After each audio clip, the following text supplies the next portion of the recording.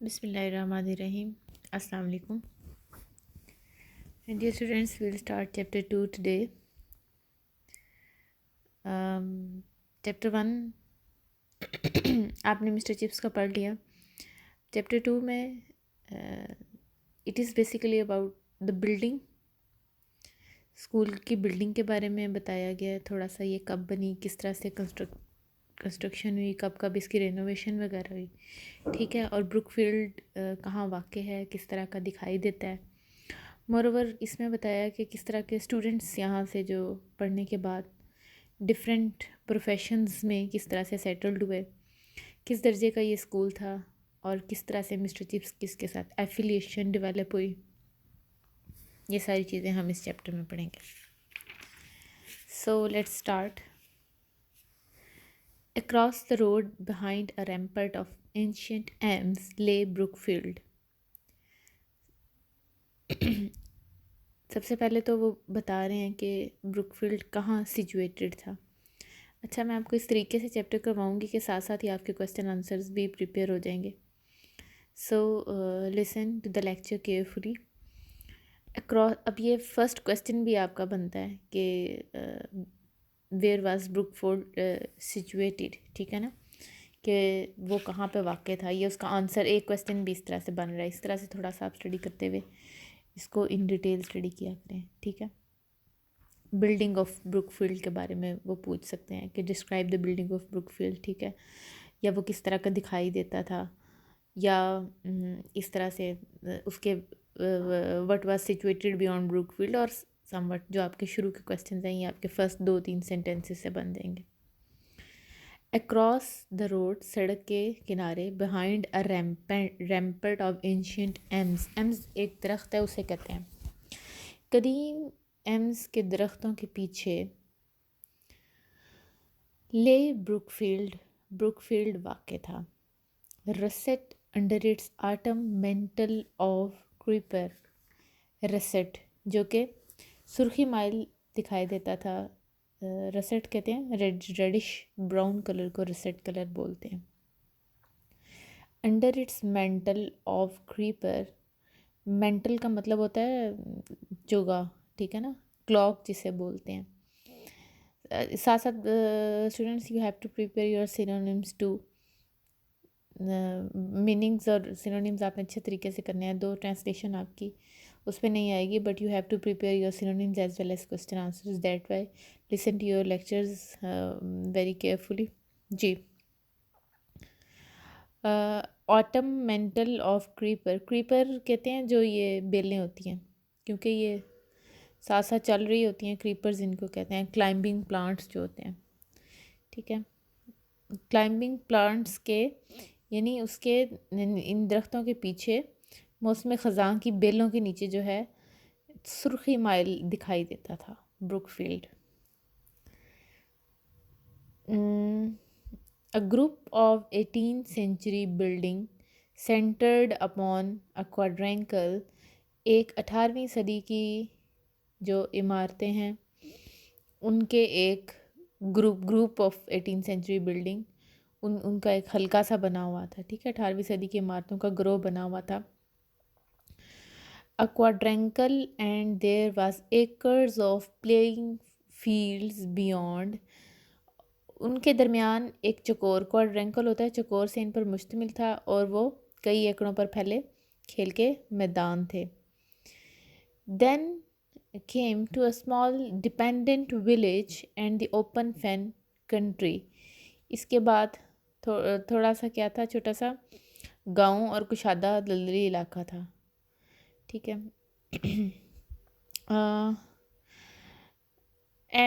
Fan कहते हैं दलदली इलाके को. ब्रुकफील्ड एज विदरबाई हैड सेड, जैसा कि विदरबाई ने कहा, वाज एन ओल्ड फाउंडेशन, एक पुरानी बुनियाद थी. एक यानी एक कदीम इदारा था. मतलब ये कि established in rain of Elizabeth, जो कि मलका एलिज़ाबेथ के दौरे हुकूमत में बना था. एज ए ग्रामर स्कूल, एक ग्रामर स्कूल की तरह की तर्ज पे जो है वो कायम किया गया था, ठीक है. अच्छा जी. हाँ, reign of Elizabeth, it might, with better luck, have become as famous as Harrow. खुशकिस्मती के साथ ये हैरो जितना मशहूर हो सकता था. Its luck however had been not so good. लेकिन इसकी किस्मत इतनी अच्छी नहीं थी. The school went up and down. School को मुख्तलिफ नशेब फराज से गुज़रना पड़ा. यानी कोई बहुत, आप कह रहे हैं ना, जैसे फर्स्ट ग्रेड का स्कूल जैसे होता है बहुत हाई स्टैंडर्ड का, उस तरह का नहीं था ब्रुकफील्ड. बस नॉर्मल सा स्कूल था. कहने का मतलब ये है. शुरू में उन्होंने थोड़ी सी उसकी लोकेशन बताई है, बताया है वो कब तमीर हुआ है, और अब उसकी फेम के बारे में वो डिस्कस कर रहे हैं. ड्विंडलिंग का मतलब होता है कि कम होना. ठीक है, ड्विंडलिंग ऑलमोस्ट नॉन एग्जिस्टेंस, जिसकी शोहरत कम होते होते तकरीबन नापैद हो चुकी थी एट वन टाइम, एक वक्त में. बिकमिंग ऑलमोस्ट इलुस्ट्रियस एट अनदर, जो किसी और वक्त में मशहूर हो गया. यानी एक टाइम पे जो है उसकी बिल्कुल कि क्या कहते हैं कि उसकी फेम बिल्कुल ख़त्म हो गई, कोई जानता ही नहीं था, जबकि किसी दूसरे वक्त में ये मारूफ हो गया. वो कैसे, उसको भी देखते हैं. It was during one of these later periods, बाद के वक्तों का जिक्र किया है. In the reign of the first George first के दौर की, that the main structure had been rebuilt, कि इसका जो बुनियादी ढांचा है उसे दोबारा कायम किया गया. एंड लार्ज एडिशंस मेड, और उसमें बड़ी बड़ी अहम चीज़ें, एडिशंस किए गए, उसको जब इजाफ़ा किया गया. इमारत के बारे में बात की जा रही है कि किस तरह से उसमें तब्दीलियाँ आई. Later after the Napoleonic wars, नेपोलियनी जंगों के बाद, and until mid Victorian days, Victoria, मलका विक्टोरिया के मिड विक्टोरियन डेज़ यानी उसकी जो अहद हुकूमत के दरमियान तक, द स्कूल डिक्लाइंड अगेन, दोबारा से जवाल पजीर हो गया. But both in numbers in repute, तादाद में भी और शोहरत में भी. यानी फिर से दोबारा से उसकी जो शोहरत है उसको जवाल आ गया. Wetherby who came in 1840, Wetherby जो कि 1840 में आया, रिस्टोर्ड इट्स फॉर्च्यून्स, उसने उसकी किस्मत बहाल की. समवट, कुछ ना कुछ, किसी हद तक. But its subsequent history never raised it to front rank status, लेकिन इसकी बाद वाली तारीख ने इसको एक फ्रंट रैंक स्टेटस के तौर पे कभी भी नहीं है दोबारा एक कामयाब स्कूल के तौर पे नहीं रेज नहीं हो सका. It was nevertheless a good school of the second rank, ताहम ये दूसरे रैंक का एक अच्छा स्कूल था. Several notable families supported it, बहुत सी ख़ानदानों ने इसकी मदद की. Its applied fair samples of history making man of the age, और बहुत से हिस्ट्री मेकिंग मैन यानी अहम बंदे यहाँ से आप कहें कि स्कूल ने प्रोड्यूस किए, जिनमें कौन लोग थे? जज थे, मेंबर्स ऑफ पार्लियामेंट थे, कॉलोनियल एडमिनिस्ट्रेटर्स थे, a few peers and bishops, पादरी वगैरह भी थे. अब वो उन लोगों का जिक्र कर रहे हैं यहाँ पे जो लोग यहाँ से तालीम हासिल करके गए हैं, those who were the part of this school. ठीक है ना. अच्छा जी. Mostly however it turned out merchants, manufacturers and professional man, लेकिन ज़्यादातर जो हैं वो ताजिर वगैरह बन गए, प्रोफेशनल मैन बन गए. With a good sprinkling of country squires, जिसमें थोड़े बहुत ज़िम्मेदार थे, एंड पार्सन्स, पादरी थे. It was a sort of school, ये ऐसा स्कूल था which then mentioned would sometimes make snobbish people confess that they rather thought they had heard of it, कि जो ज़रा ख़ुद पसंद किस्म के लोग थे ना, स्नॉबिश लोग, वो कहते थे अच्छा शायद इसका नाम सुना हो हमने. यानी वो नाम भी लेना जो है वो उस तरीके से पसंद नहीं करते थे, या उसको एडमिट नहीं करते थे कि इस नाम का कोई स्कूल है. कहने का मतलब ये है कि कोई ऐसा स्कूल नहीं था जिस पे कोई बहुत काबिल फ़ख्र कोई बता सके कि जी ये ऐसा स्कूल था, या उसमें लोग जो है वो बहुत ज़्यादा प्राउडली नहीं बताते थे, बल्कि उसको एज इट इज़ एक नॉर्मल वे में जो है लेते थे. अच्छा, it's all we have done almost half of our chapter. We will complete the next half in the other lecture. अभी हम इसके थोड़े से क्वेश्चन पॉइंट ऑफ व्यू से इसको डिस्कस कर लेते हैं जितना हमने पढ़ा है। तो आपके जैसा कि चैप्टर वाइज क्वेश्चन आंसर्स आपके गिवन है, तो आप अपनी बुक्स में से भी क्वेश्चन देख सकते हैं, या मैं आपको जैसे जैसे मैं बताती जाऊंगी, मैं उसी सीक्वेंस से बोलती जा रही हूँ, आप ऐसे भी सुन लें, क्योंकि ये आपके सामने चैप्टर 2 भी खुला हुआ है, वहाँ से भी आप देख सकते हैं कि कौन से क्वेश्चन इसमें से बन रहे हैं। और इम्पॉर्टेंट क्वेश्चंस आप पहले प्रिपेयर किया करें। Once you start preparing your question answers, first of all specially with those mentioned कि ये आपके इम्पॉर्टेंट क्वेश्चंस हैं, उसको किया करें। और try to read at least all the questions. अगर आप सारे नहीं भी याद कर सकते तो आपको रीडिंग करनी बहुत ज़रूरी है। और आपको पता है इसमें सेपरेटली इस पार्ट में से आपका पेपर बनता है, तो इसको आपने इग्नोर नहीं करना। तो सबसे पहले जो आपका क्वेश्चन है वो है कि ब्रुकफील्ड की अपीयरेंस कैसी थी, how did Brookfield look, a building of Brookfield. तो हमने बिल्कुल स्टार्ट में जैसे पढ़ा कि Brookfield lay behind a line of ancient elms, it looked reddish brown भी कह सकते हैं। और आप इसको यहाँ पे क्या वर्ड रसेट यूज़ हुआ है वो भी आप यूज़ कर सकते हैं। Under its autumn creeper it constituted a group of 18th century buildings, these buildings centered upon quad, ठीक है ना, यानी क्वाड्रिलेटरल बिल्डिंग के बारे में उसने बात की हुई है कि ये दरख्तों से घिरा हुआ था ब्रुकफील्ड, एंशियंट टाइम्स के दरख्तों के पीछे था, ठीक है। उसके बाद the second question might be कि what was situated beyond Brookfield. Brookfield के पीछे क्या था, तो आप यहाँ पे अगर स्टार्टिंग वाली लाइंस में ही देखें तो क्या था, डिपेंडेंट विलेज था ना, अभी हमने पढ़ा। There was a dependent village and the open fen country beyond Brookfield. Next question is when was Brookfield established. तो ये भी हमने पढ़ा है कि in the reign of Elizabeth जो है उसको तामीर किया गया। Next is did Brookfield enjoy a good repute, या फिर आप कह सकते हैं what was the status of Brookfield. It is an important question. उसकी रिप्यूट के बारे में हमने अभी पढ़ा, उसकी रिप्यूट कैसी थी ब्रुकफील्ड की। किस्मत पढ़ा ना हमने कि कभी अच्छी हो जाती थी, कभी फेमस, कभी दरमियान में उसका डिक्लाइन आ जाता था, डिविंडलिंग और वो सारी चीज़ें। तो यही आपने इसको देखना है। There had been rise and fall in its luck, rise and fall नशेबो फराज इसमें आता था। It fell almost to non existence at one time and enjoyed good repute at another. एक टाइम पे जो है बिल्कुल जो है वो इसकी, अगर आप ये देखें बिल्कुल, ये सेकंड पैराग्राफ गालिबन बन रहा है इसका, बल्कि फर्स्ट पैराग्राफ का लास्ट ही बन रहा है। यहाँ पे आप देखें ना, went up to the up and down to almost non existence at one time, ठीक है ना। ये आपकी 7th-8th लाइन तकरीबन चैप्टर की आप इसको देखें तो ये है कि एक टाइम पे ये इसको बहुत ही कम, इसकी शोहरत बिल्कुल कम रही, इसको बिल्कुल मशहूर नहीं था ब्रुकफील्ड। और and enjoyed good repute at another, किसी और वक्त में उसकी शोहरत अच्छी होगी। However it remained a good school of the second rank. Keep it in mind कि फर्स्ट रैंक नहीं उन्होंने कहा, सेकंड रैंक की बात की है कि ये एक सेकंड रैंक का अच्छा स्कूल था।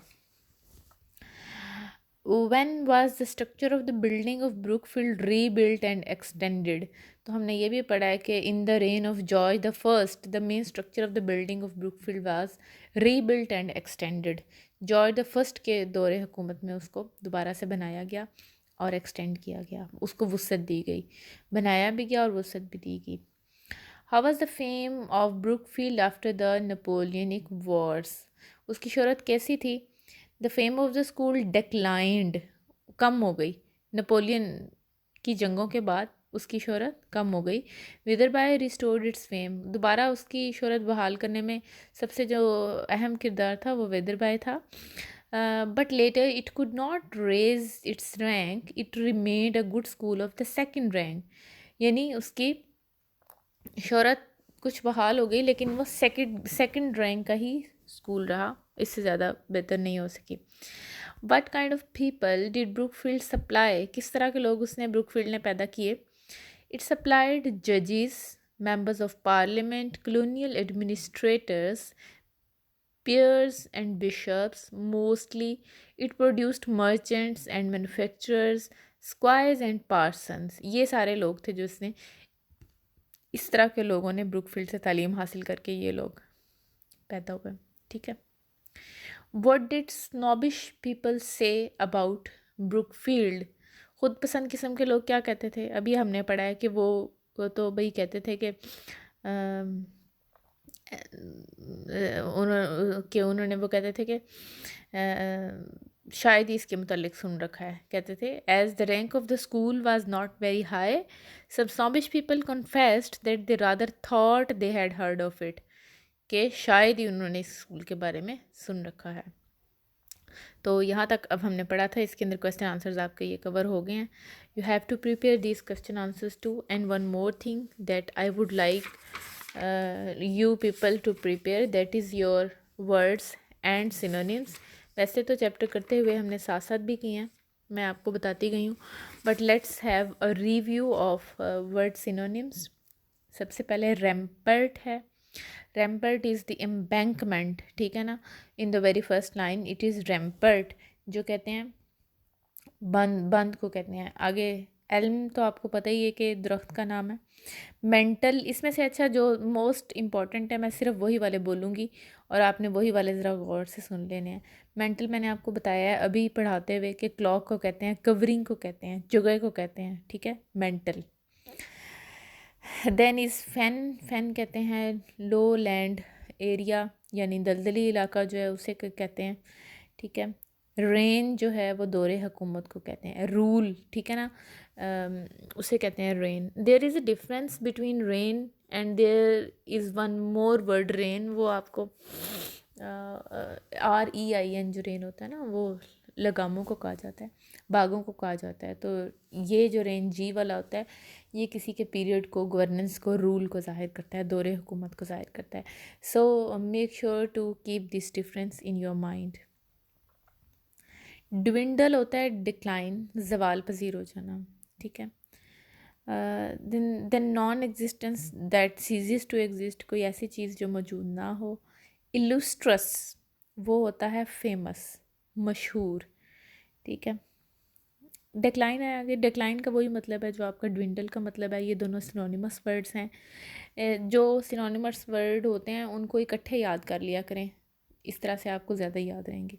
जैसे अभी हमने डिविंडल का मतलब पहले पढ़ा डिक्लाइन, अब डिक्लाइन आ गया तो आप उसको ड्विंडल दोनों को इकट्ठे प्रिपेयर करें। या आप उसको कह सकते हैं डिके कह सकते हैं, फॉल कह सकते हैं, डीजनरेट कह सकते हैं, वीकन कह सकते हैं। एक बात आप ज़हन में रखें कि अगर आप उर्दू मीनिंग आपको आता होगा then you can easily choose the synonymous word. इसके लिए आपको थोड़ी सी आपकी वोकैबुलरी अच्छी होनी चाहिए। अब मैंने आपको कहा डिविंडल का मतलब है डिक्लाइन, ठीक है ना। अब आप कहें कि भाई हमें तो MCQs में उन्होंने डिक्लाइन लिखा ही नहीं हुआ था, वहाँ पे तो लिखा हुआ था डिके या फॉल लिखा हुआ था या फेड वे लिखा हुआ था। फेड वे भी कम हो जाना हो जाता है। तो भाई मतलब तो वही है ना, ज़रूरी नहीं है एक वर्ड के कई सिनोनिमस वर्ड्स हो सकते हैं, ठीक है ना। One English word can have and definitely rather have more than one meanings. सो आपको इसीलिए आपको लेसन्स पढ़ाए भी जाते हैं, ये आपको ट्रांसलेट करके बताए जाते हैं, so that you might not face any kind of difficulty while attempting your paper, कि आपको किसी भी किस्म का इशू ना हो। हालांकि इसमें से ट्रांसलेशन उस तरह से नहीं आएगी, लेकिन फिर भी आपको इन डिटेल हर चीज़ करवाने का यही मतलब है कि आपके कॉन्सेप्ट्स, आपके मीनिंग्स बिल्कुल क्लियर होने चाहिए। जो भी सिनोनिमस वर्ड्स आए आपको उसको समझ लेना चाहिए। बाकी एक टेक्निक ये भी होती है, अगर आपको सब वर्ड्स का मीनिंग नहीं आता तो just read carefully all the 3 words. अगर आपको एक एग्जैक्ट वर्ड नहीं आता, एक एक करके जो जो नहीं मतलब हो सकता वो आप उसको जहन में रखते जाएं कि ये भी नहीं है, ये भी नहीं है, तो डेफिनेटली लास्ट वर्ड जो है वही बचेगा, ठीक है। इस तरह से भी आप कर सकते हैं। रिप्यूट भी कहते हैं कि फेम को कहते हैं, शोहरत को कहते हैं रिप्यूट। इसी तरह फॉर्च्यून, ये जहन में रखना है आपने। फॉर्च्यून का एक मतलब किस्मत होता है, ठीक है, एक मतलब पैसा भी होता है वैसे फॉर्च्यून का, लक भी होता है, ठीक है। अनफॉर्चुनेट जैसे बैड लक को कहते हैं अनफॉर्चुनेट। नेक्स्ट इज़ नेक्स्ट बस ये आपके सारे कुछ ओहदे हैं, इसमें से मोस्टली आपसे पूछा नहीं जाता। आपके ये आपको पता ही है कि ये सारे जो हैं ये हैं, इनको आप खुद एक दफ़ा देख लीजिएगा, इसमें कोई इतनी मुश्किल बात नहीं है। मुख्तलिफ प्रोफेशंस हैं, जैसे स्क्वायर है, पार्सन है, ये वो चीज़ें। स्नोबिश, हाँ जी, स्नोबिश कहते हैं एरोगेंट को, प्राउड को कहते हैं। एडजेक्टिव्स को थोड़ा सा ध्यान से देख लिया करें। एडजेक्टिव्स मोस्टली जो है वो वर्ड्स, वो सिनोनिमस वर्ड्स में उनको पूछ लिया जाता है। So let's end our today's lecture. Tomorrow we will do chapter 2 inshallah.